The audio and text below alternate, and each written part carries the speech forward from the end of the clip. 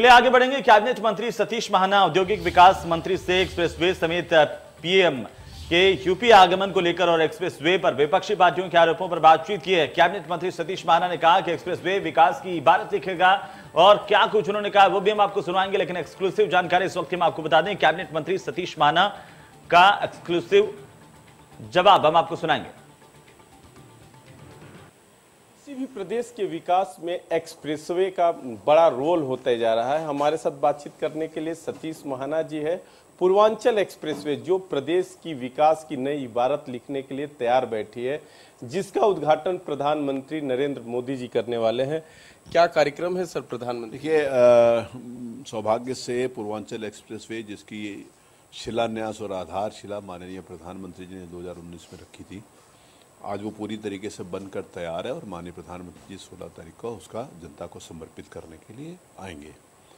Purvanchal expressway लगभग 340 kilometre का बना है और उस पर लगभग काम पूरा हो गया और वहाँ पर आवाजाही व्हीकल्स की शुरू हो गई है।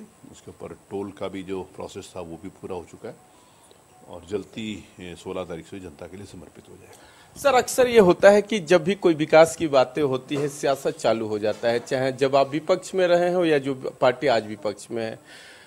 पूर्वांचल एक्सप्रेसवे को लेके जिससे ढेर सारी उम्मीदें खासकर उस पूर्वांचल के जनपदों के जिन पर पिछड़े होने का टैग लगा हुआ है, विपक्षी पार्टी आरोप लगा रही है कि जो मानक होना चाहिए वो मानक को सरकार पूरा नहीं की, इसलिए वो रोड, उनका दावा है, उनका कहना है कि रोड जो बनी है मानक के हिसाब से नहीं बनी है, वो आगरा एक्सप्रेसवे के हिसाब से तुलना कर रहे हैं। देखिए, आगरा एक्सप्रेसवे जो पिछली सरकार कहती है कि उसने बनवाया था वो भी अधूरा था।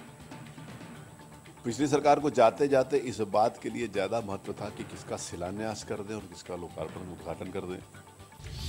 आगरा एक्सप्रेसवे भी हमारी सरकार आने के बाद पूरा, उसके ऊपर सर्विस लेन्स नहीं बनी थी।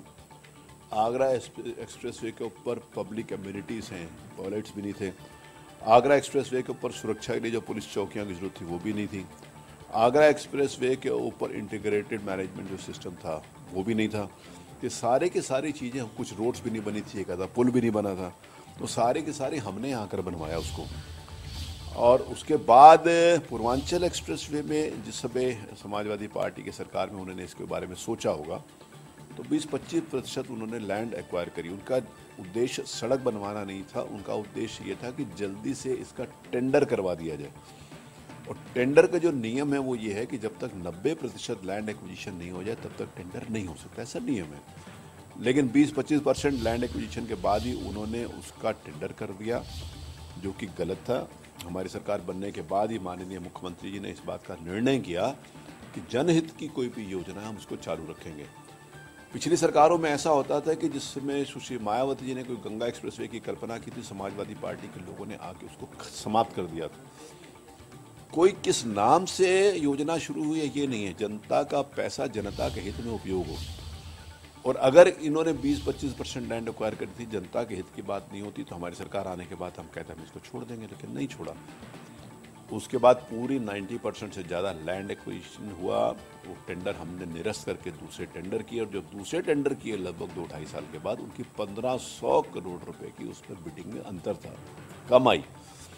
तो इससे ये स्पष्ट है कि उनका उद्देश्य सड़क बनाना नहीं था, उनका उद्देश्य टेंडर करना था।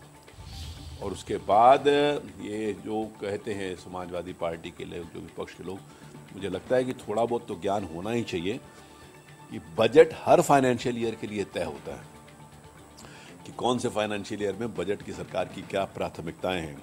ऐसा नहीं है कि श्रीमान अखिलेश यादव अगर आज से 5 साल पहले मुख्यमंत्री थे तो अगले 5 साल के बजट की पहले से व्यवस्था कर देंगे। हर साल वित्तीय वर्ष का बजट पेश होता है और उस बजट में प्राथमिकताएं क्या है ये वर्तमान सरकार तय करती है। हमारी सरकार की प्राथमिकता में प्रदेश का विकास, प्रदेश की गति देने के लिए एक्सप्रेसवे था।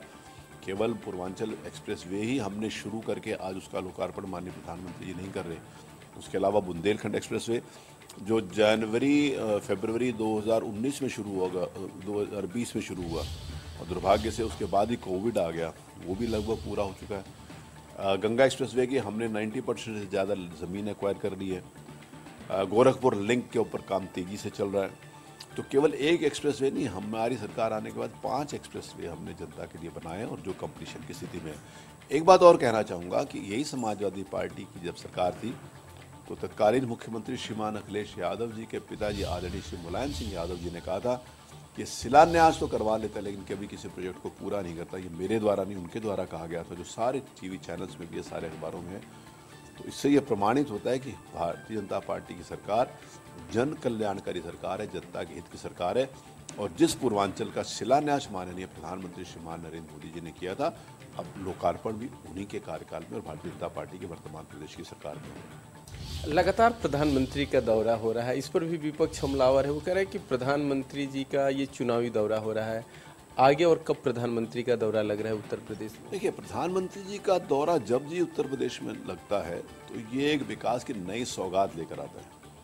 प्रधानमंत्री जी केवल चुनाव के समय में नहीं है, प्रधानमंत्री जी का हर बात जो देश और समाज के लिए समर्पित है, हर एक बात, हर एक वाक्य, हर एक सोच, उनका जीवन का हर एक क्षण देश और समाज के लिए लगा हुआ है।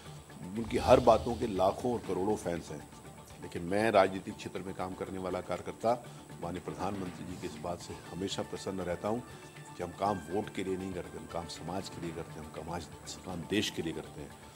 और केवल अभी प्रधानमंत्री जी का दौरा नहीं लग रहा, मैं पूछना चाहता हूँ कि जो प्रधानमंत्री को देने वाला शहर था रायबरेली और अमेठी, देश की आज़ादी के बाद चाहे जवाहरलाल जी रहे हों, चाहे इंदिरा जी रही हों, चाहे सोनिया जी रही हों, चाहे राहुल जी रहे हों, आज उनकी कॉन्स्टिट्यूंसी में अभी जाकर देख लें क्या हालत है। और पिछले 7 सालों में जब माननीय प्रधानमंत्री जी काशी से आकर चुनाव लड़े तो उनका 7 सालों में कितना बड़ा परिवर्तन जो अकल्पनीय है वो शहर में देखने को मिला। तो जो अपना शहर नहीं सुधार पाए वो देश और प्रदेश को कैसे सुधारेंगे।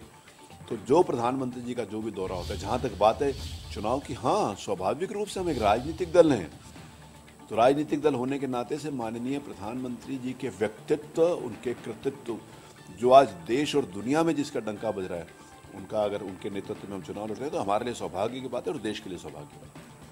हमारे साथ बातचीत करने के लिए सतीश महाना जी थे। उनका कहना है कि अब उत्तर प्रदेश को 5 वो रोडें मिलेगी जो प्रदेश की विकास की एक बार पुनः इबारत लिखेगी। सहयोगी अमीश के साथ रजनीश पांडे, इंडिया न्यूज, लखनऊ।